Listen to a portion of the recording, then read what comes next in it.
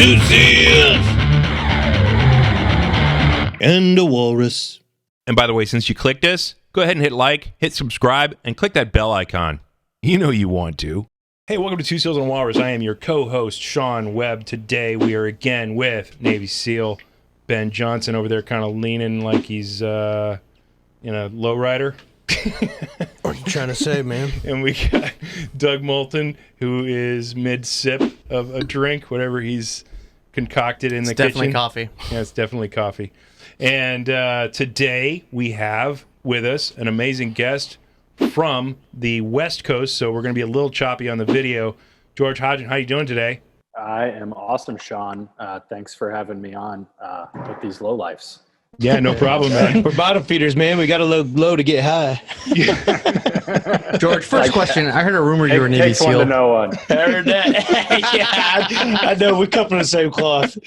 You smell as bad on the inside as we all do. Yeah. Unsubstantiated rumor, Doug. I did slip through the cracks. Can you confirm? I was a SEAL. Was a SEAL. Went through BUDS training with these two guys, Sean. And then what hell week were you? On the East Coast. I was. You trying to punk me? No.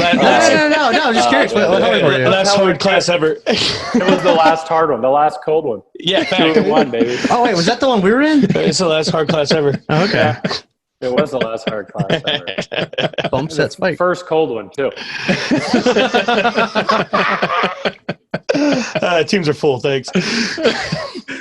All right. But there's a reason that we're having you on. This isn't just a family reunion of sorts from three guys who went through training together and we're all Navy SEALs. There is a reason that we're having you on today, and you are the Uppity Up founder and CEO, I guess, of the Biopharmaceutical Research Company. Is that correct?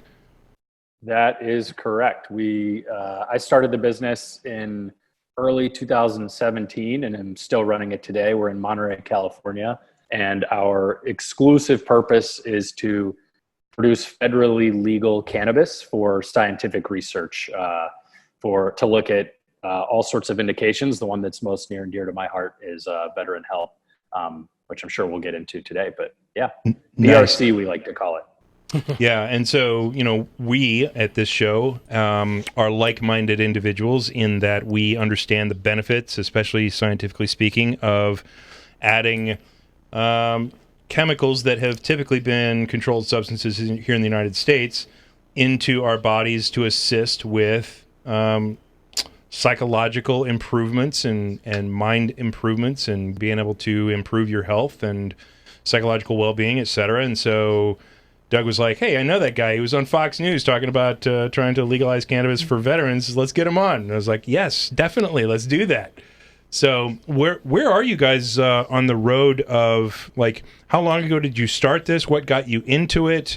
As an ex-Navy SEAL, being pro-pot, I mean, under the covers, that's becoming very acceptable now because, a lot of guys are finding improvements with PTSD and their psychological issues and being able to deal with anger and stuff like that with cannabis therapies. What got you into this? Tell us your story.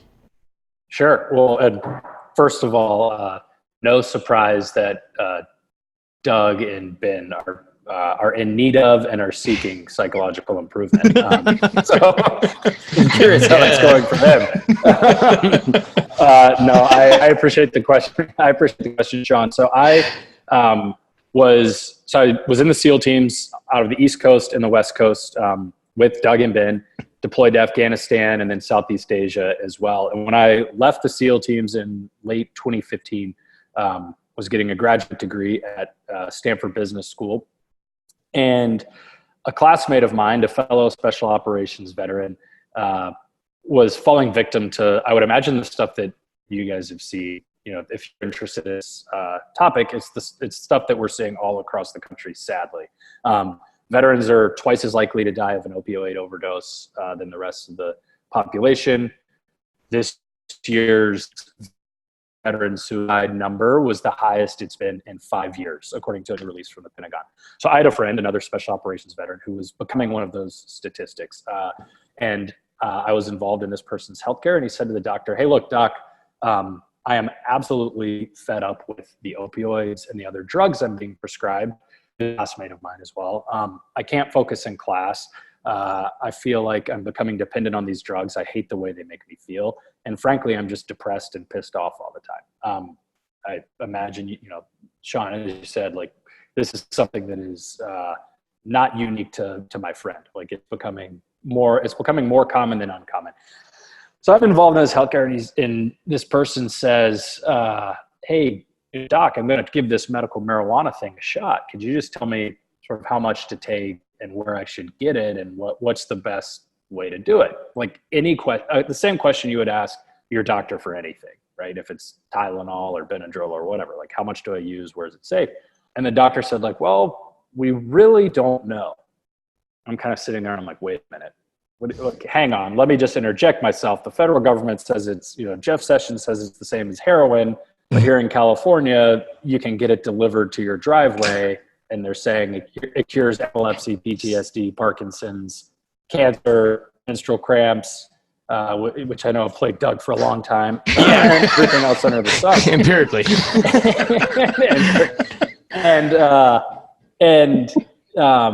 So wait a minute. What do you mean you don't know the answer? Yeah, that's preposterous. You're supposed to be the most educated medical professional. How do you not know? Like, what the fuck is that? You don't have to like promote the stuff, but like, come on, dude, you got to know the answer, right? And he's like, no, I'm serious. We don't really know. And I'm like, now I know you're messing with me, because like, this is impossible. Like, we know everything about most things about most other drugs. And he goes, well, the fact is, as a doctor and a scientist, I am beholden to federal law. So what that means is and cannabis is a Schedule I drug, as you guys know. So I can't go to a dispensary and purchase it or touch it or study it and get back to the lab, university, or hospital. Because if you're going to study it, it has to come from someone who is authorized to produce a Schedule I drug. Like, wow. The analogy I use is like the TSA. If you go to the airport, right, and you see a TSA drug sniffing dog, the TSA didn't just like walk down to the bridge and buy some cocaine from a drug dealer and say, hey, do you mind if we use this to train our dogs? Like, no, they took it out of my bag. Yeah, those bastards that got you. I imagine they took it from you. I don't think that's where you were. Yeah, hiding. that's true. It was a rectal exam. They never find those. They just dissolve really fast. Right? I got an acidic butthole. So people produce controlled substances for government legitimate purposes all the time. It just so happens that there has never been a big push to do it for cannabis until the past couple of years. And so I started the business, BRC, to be a federally compliant producer of cannabis for legitimate research purposes, so that people like this doctor could answer people's questions in the short term. And then in the longer term, policymakers, politicians, et cetera, can make like real policy that's with informed decisions, or with informed science. Okay. Real policy and real science, unlike Jeff Sessions' comment about marijuana being the same as, what was he say, crack or heroin? My immediate reaction to that is, oh, you're a dumb person. Oh, I'm sorry for you. In the world we live in, it seems silly to think like, oh, as long as we show people the science, they'll respond favorably. Like, science is kind of... Even though it took us 50 years in the U.S. to take lead out of gasoline. It's almost literally the opposite. Yeah. We'd like to think it is the case, but it's not the case. Science always has a long fight. Yeah. And have you found that? Have you found that it's going to be, that it has been a tough fight, or are you finding that you're part of the sea change of, the catalyst that's helping to push this stuff forward and through, legalization, et cetera? What's been your how long have you guys been in business, and what has been your experience in the last, however long you've been doing this? But we've been in business for approaching 3 years. So I feel like some days I think to myself, like, we're completely in the meat grinder. We're trying to convince people that are unconvincible. And then there's other days where I think to myself, like, oh my God, we're actually having a really, really positive impact with respect to educating policymakers and advocating for meaningless reform. I think the challenge to me is like that I've encountered is 3 years ago when I started this, cannabis was a fringe issue. Like a politician or a scientist didn't have to have an opinion. They could say like, oh, I don't want to talk about that. You can't do that anymore. Republican, Democrat, whatever, you have to have sort of a cannabis talking point now because it's so mainstream. So even that in and of itself is a victory, even though I don't think we're where we need to be. But it's been an absolute meat grind of a process, just like trying to convince. The funny thing is like trying to convince people that research and science around cannabis is good. It's like if you're against it, great. Maybe the research shows that it's bad. If you're for it, maybe the research shows that it's good. But it's hard to argue that science that could help people is like not necessary. But that's what I've found. Right? I mean, we're trying to convince our grandparents of things. That's the dynamic we're dealing with. Yeah. Yeah, and that's the unfortunate truth. We're beating their parents' perspective. Yeah. I mean, there are still people alive today who watched Reefer Madness the first time it came out, and these folks are still legislating in Washington. And, you know, there are going to be those folks like Jeff Sessions who are just, you know, they come from the South, they come from their conservative roots, they come from being entrenched in their... Hey now, Sean. Hey now. I'm from North Carolina. Hey, what'd you say about Jesus? I understand, sir, that you are from Charlotte, North Carolina, which is a very red state, and we are broadcasting just north of Charlotte, as a matter of fact, in a very red state. And I'm sure the law enforcement folks are like, "Are they smoking on the camera?" Yes. Like, let's get in there and bust them. Exactly. But you know, the reality is that you know, there are going to be those folks that we're just going to have to let die. However, the cool thing is that, you know, I think there is a change in that many states across the nation are now legalizing cannabis for recreational use, for, you know, whatever you want to use it for, and growing it, and et cetera. And the government has typically, although it's still officially their stance, they could come roll in to whatever state is legalized and still bust you under federal law. But I think they're staying away from the states' rights, who have then taken the position to say, hey, we're going to legalize this, we're going to open it up for research, we're going to open it up for people being able to self-medicate or you know, use it recreationally or whatever.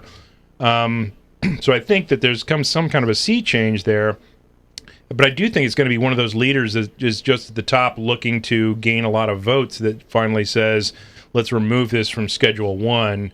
Now, you guys want to start growing it in a very controlled environment, because one of the issues that we've had just now in these, you know, recent days have been, you know, the cartels are running a lot of grow operations inside the United States, and they're using, you know, deadly pesticides and things like that to spray their cannabis with so that they don't have pest problems. But then that winds up going directly into the bodies of the folks who smoke it.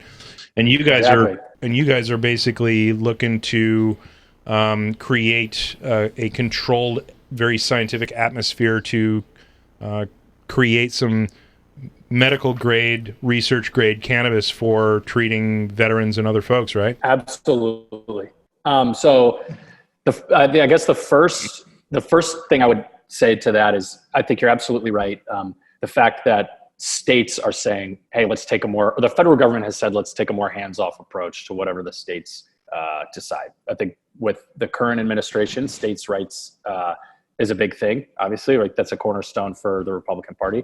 However, the problem with that on a personal level, and I know with Doug and Ben as well, is veterans don't participate in a state healthcare system. So while that may affect, you know, the consumer who wants to go purchase an edible or a pre-rolled joint or even medical cannabis, a veteran takes part in a national healthcare system in the VA. So even if cannabis is legal in your state and you're treated at the VA, like my friend and like myself, frankly, the federal law reigns supreme. So even though I'm in the state of California where cannabis is legalized, it's very easy to get whatever you want. My healthcare system is a federal healthcare system, so they don't care or acknowledge it. It's essentially just two different worlds they're living in. So it's a good step, if you will, in the right direction, but it still leaves the people that need the medicine behind. Still leaves those folks that need the medicine behind the most. The other part of that is, I would say, is like talking about the red state of North Carolina, where I grew up, and most of the other most of the other states that have not taken a more progressive stance towards cannabis, they're sort of, while they don't want to talk about cannabis, they are absolutely happy to talk about veteran healthcare. And that's what I'm happy to talk about. It's like anything, if you can find sort of a common starting ground and a commonality amongst two people and work your way backwards, as opposed to saying, look, we disagree about cannabis, we should have cannabis policy. But if you say, look, I support veteran healthcare, you support veteran healthcare, how can we come up with something? Clearly the current system isn't working with veteran veteran suicides at an all-time high, around 22 a day for the past 5 years. That's more people than have died in like the Vietnam War. You could put all these people in the Chicago Bears stadium, essentially. And to say that we shouldn't be looking at alternative healthcare treatments for those folks is, it's borderline criminal, and it's certainly asinine. So that's the starting place I take with more conservative people, is like, look, you support vets, I support vets, you sent me to Afghanistan to do something. The least you can do is research something that's going to help me take care of myself better. And to research cannabis, by the way, requires no federal money and no legislation. It requires a certain business permit, existed since 1970. Like, there's nothing new that needs to happen. It's just that the government, one of those permits in the past 65 years. That's all they've given. And it's taken 3 years to review my paperwork. So that's how it's going. So there you go. Yeah, that's ridiculous. It took 2 years for us. Yeah. So your basically, your position is, I just need to get to the right guy, get him on the phone to get the right stroke of the pen to be able to make this happen, because it's not like we have to put any new policy in place or any new laws in place. All we have to do is get a friggin' signature on a piece of paper and we're golden to move forward. Is that accurate?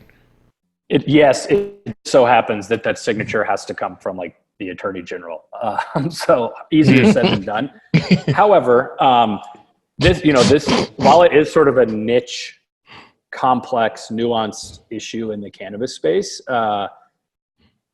Congress in 2016 recognized this as a problem. And that the problem that they recognized is, like, to put it most simply, 200 million Americans live in a state where they can access cannabis unless they're a doctor or a scientist, and they cannot. So like, that fact in and of itself is crazy. A scientist and a doctor can't access legitimate cannabis, but a consumer can. That's a problem that needs fixing.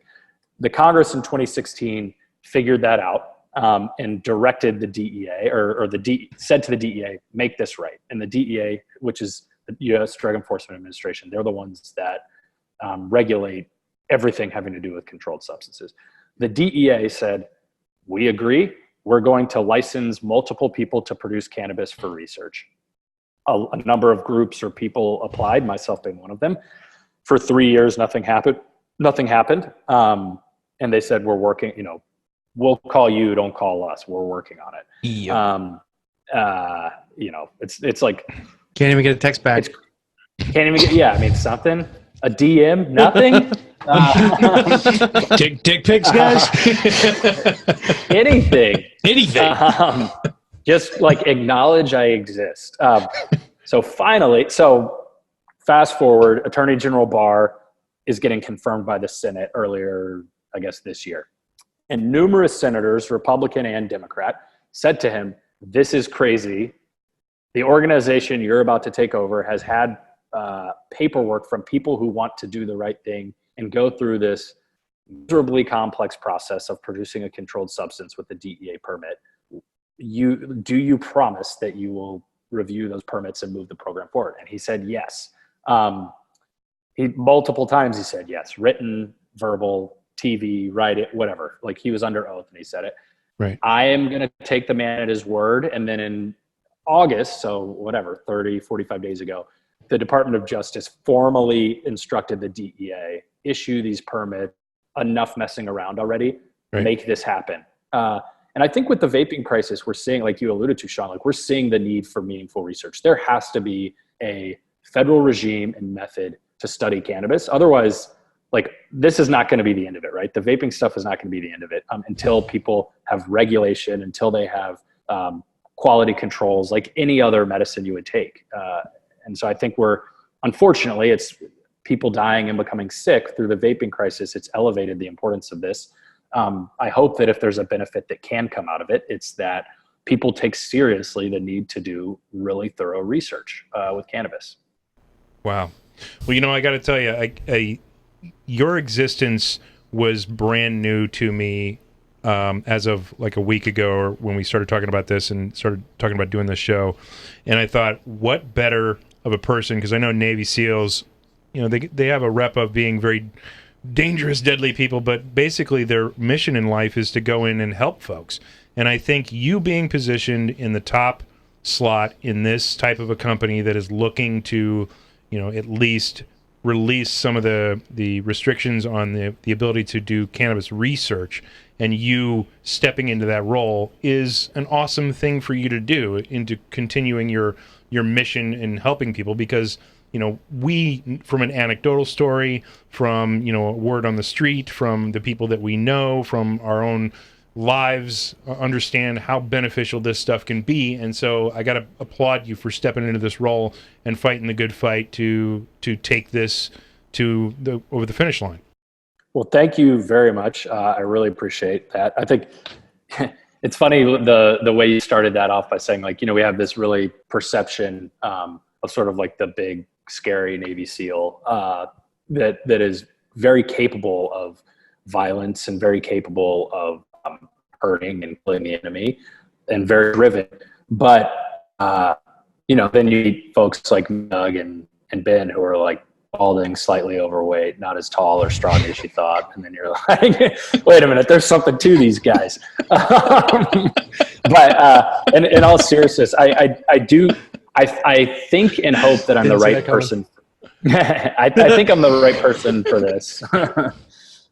Because it does take fighting a federal bureaucracy that has not changed anything, literally nothing since 1970, requires a SEAL-like attitude that absolutely refuse to quit and refuses to take things at face value. I think if somebody said, like, look, you just submit your paperwork to do this, and then the DEA will call you back, I'm like, they're going to fail, because it just takes pounding on doors and almost like an OCD like level of obsession to just see this thing through. And I think it's relentless. I didn't understand that at the beginning. Like, I got into this because I saw the opportunity to help a friend and all my other fellow vets and myself and everybody else. But now, because the government is fighting so much inertia, so much institutional inertia, it's almost like I view this like a SEAL as like my personal fight. Like, I am not going to quit until this thing happens. Whatever it takes. I don't care how long it takes. If we run out of money, I'll just, like, if I have to go sleep on the front steps of the DEA, I'm going to do it, because that's the level of dedication it's going to take to make this thing happen. And I think that that is like the one common thread amongst SEALs. They're from all over the country, black, white, brown, doesn't matter. That's what makes a SEAL, is relentless dedication to success. Yeah. I was going to say, how often do you have to get on a plane and fly to Washington and bang on those doors? Far too often. I go to DC 5 to 6 times a year. And every time I'm there, I throw up a little. Oh my God. It just drives me nuts. Yeah. I throw up a lot.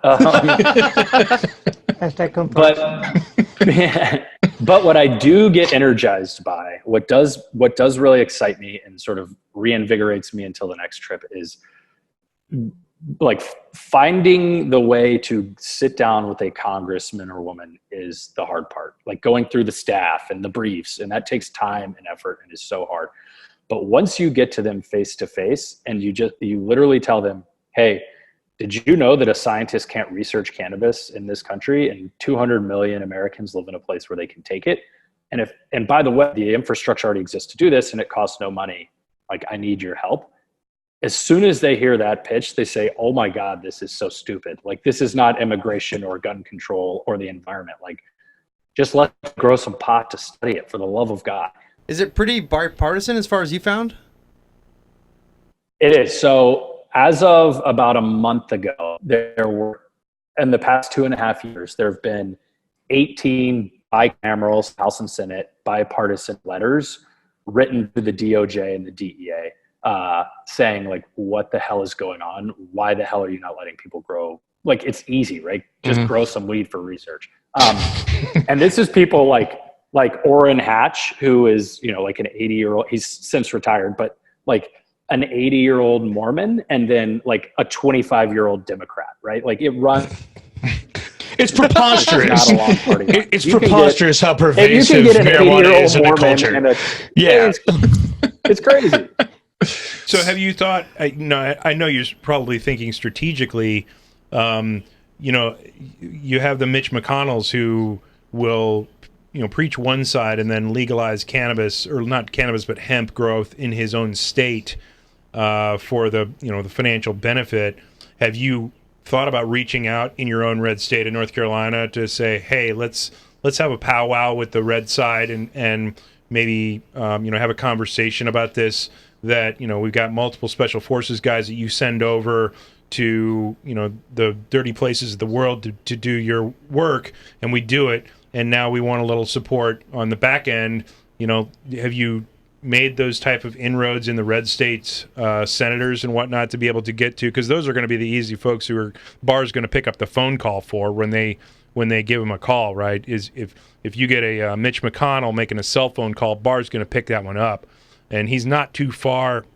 Politically speaking, he's got to remain his steadfast position of drugs are bad, MK, but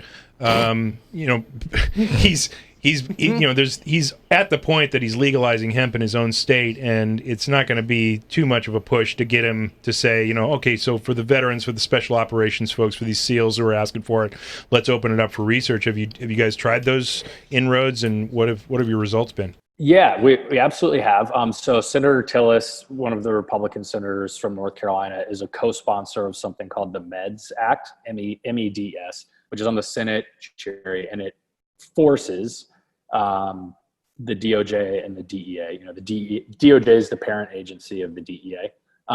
It forces the DEA to essentially open the floodgates to marijuana research. So he's sponsored that. Which is great, and I'm certainly thankful for it.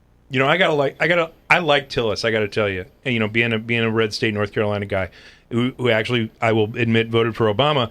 I really like Tillis and the cut of his jib, so to speak, and the ability for him to step up and call bullshit when it needs to.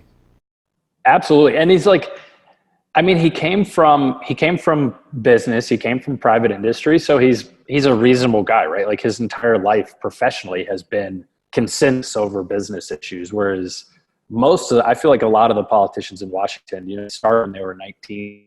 They've never had a real job. Like, they were never a teacher, a firefighter, a doctor, and they're making decisions that impact us daily and have never even been outside of the DC bubble. Like, that's somebody that I'd love to put through, but make him work as a paramedic in an ambulance for minimum 30 wage. minutes and some cold water. Yeah, exactly. Yeah, or like a server working for tips, right? Any kind of public servant job. Just go do something for somebody else instead of brown nosing and sucking your way to the top of Capitol Hill, the shortest hill ever. It's not even a hill. It's like an elevation of 0.5 feet above sea level. More like a grassy knoll. Yeah. It's like one of those. It's one of those mounds that the little goats fight over in fucking Africa. Capitol Hill. A metaphorical fucking intellectual midget. So has he been able to get McConnell on the phone for you, or no?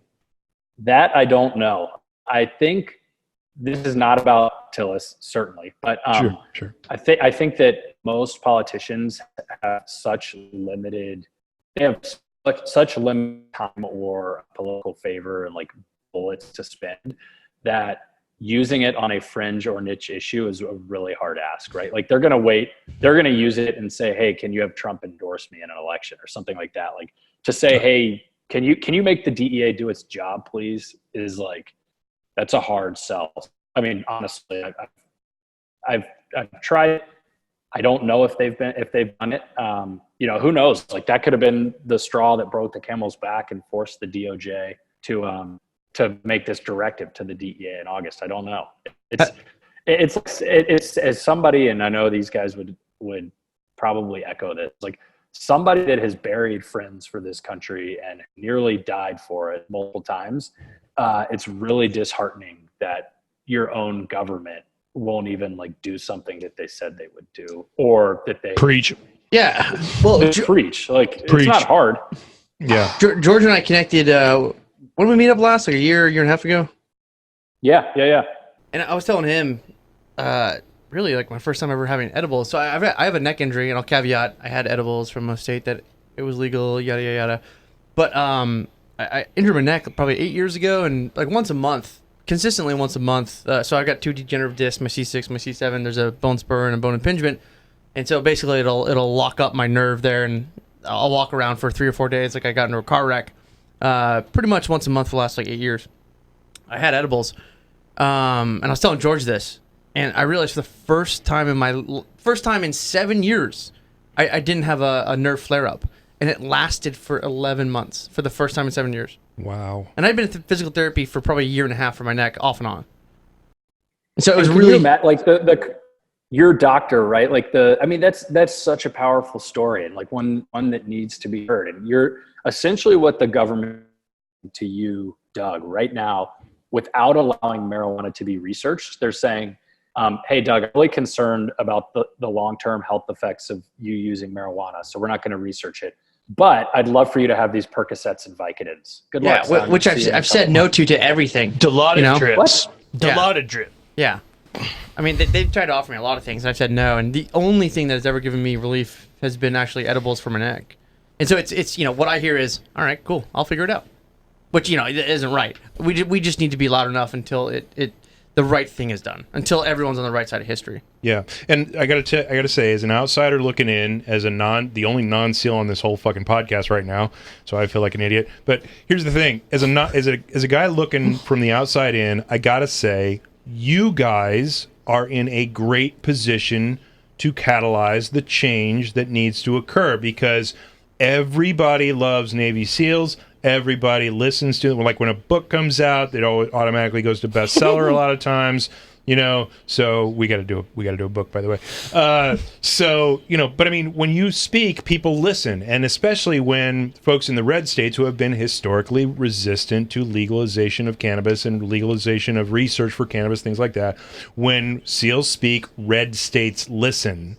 And I really have to commend the guys here on the couch and you out there in California in making this effort to try to, get the DEA to release and just sign a couple of pieces of paper that'll allow you to grow cannabis for research so that we can answer some of the questions. Like, a lot, because the thing that's happening right now, from my perspective, is people are self-medicating and they're doing it with, blinders on, because they don't understand how, whether edibles are better than smoking cannabis or vaping cannabis. Because, by the way, edibles are processed different by the liver and turns it into a different chemical compound that reacts differently within the body. And we don't understand the differences between the edibles and the smoked or the vaped. And we don't understand if there are dangers within the vaping of cannabis, or whether or not it's just the counterfeit cannabis vaping canisters that are causing the problem, or whether there's a problem with the industrialized, legalized vaping cannabis that could be causing people harm. We need that type of research, and a doctor who is going to be scientifically trained to say, I'm going to take all of my personal biases out of this. We're going to look at the data. We're going to put this under a stringent process. I mean, those people are trained and go to years of college for a reason to learn how to do this stuff.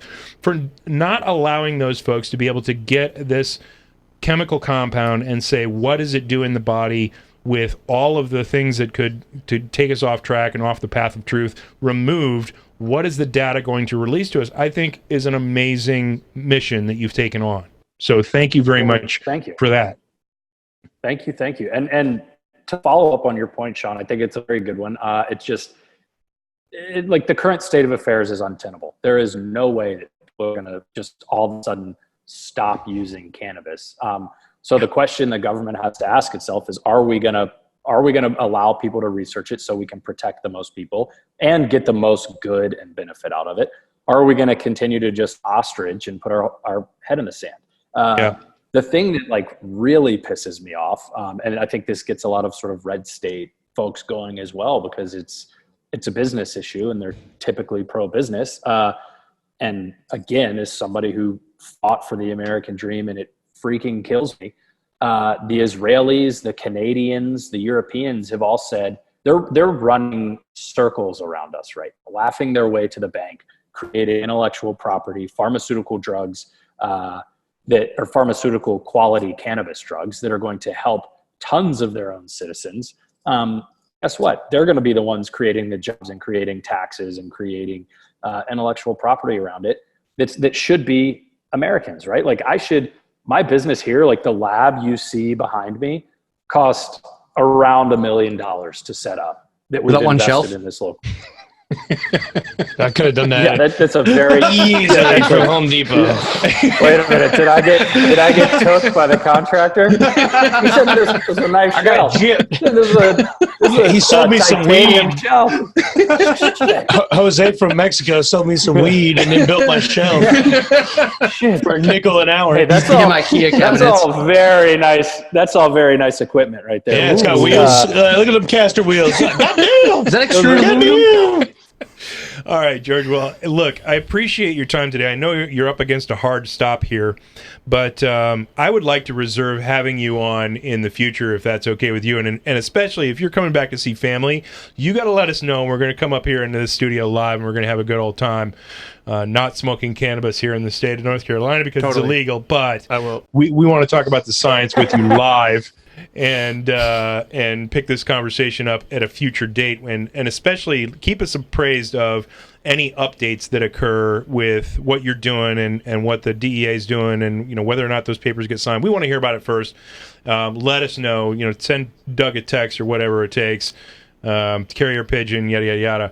And we'll have you back on in the future, and we'll talk about this, because this is something that we don't want to let go, because it's something meaningful. It's something that's going to bring benefit to people's lives, and we're all about that, because that's why we started this podcast in the first place. Well, guys, thank you. My pleasure. I will absolutely keep you abreast of it. Really cool to follow all you guys' progress, and then to be here with you is a huge honor. So hopefully this is the first of many, and hold down the fort for me back in North Carolina. Thank you, brother. Thanks, George. Right. Good to see you, bud. Have a great rest of your day. All right.